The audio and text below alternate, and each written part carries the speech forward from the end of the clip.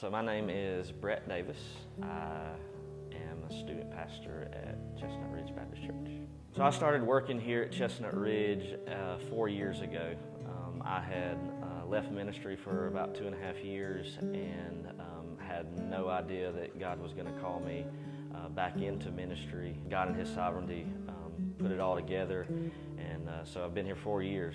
When I think about the refuge, I think about a place that people can come to with all their hang-ups, all their habits, all their mess-ups, all their insecurities, all their anxiety, all their depression.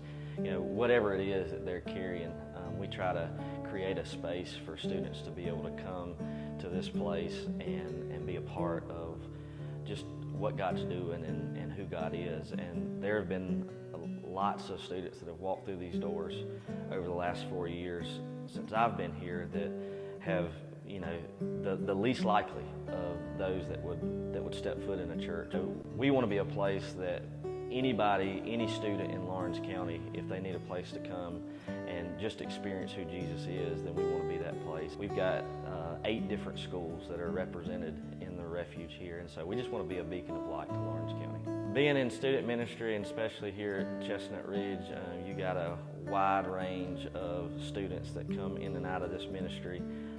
We have a good time, and some of my favorite moments are our annual planning retreat with our student leadership team.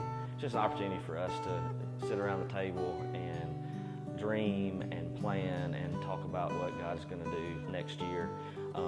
Also, like our spring break mission trip is one of the highlights of my year. To get to see these students step out of their comfort zones and serve, and to see what it looks like to be the hands and feet of Jesus. And so it's just so cool to see them coming out of the student center, or worshiping on Wednesday nights, or being in small groups on Sunday nights, to actually putting their faith into action. So it's just really cool to watch kids grow. As far as growth is concerned in our student ministry, we have seen just incredible numbers of students come in and out of the student ministry here. When I first got here, we were averaging about 25, 30 students. Now we average around 85, 86 students. We had a high attendance this past year of 96 students on Wednesday nights. We have over 150 individual students that are involved in our student ministry at any given time.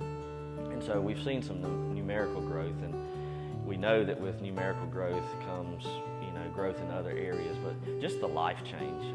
Seeing students step up to serve, seeing students step up to welcome new students into the refuge, seeing students mobilized from this building to their schools, seeing students being able to share their faith openly. It's just been an incredible opportunity just to see that kind of growth in the next generation. I would say that the biggest need in the next generation right now is just the truth of the gospel.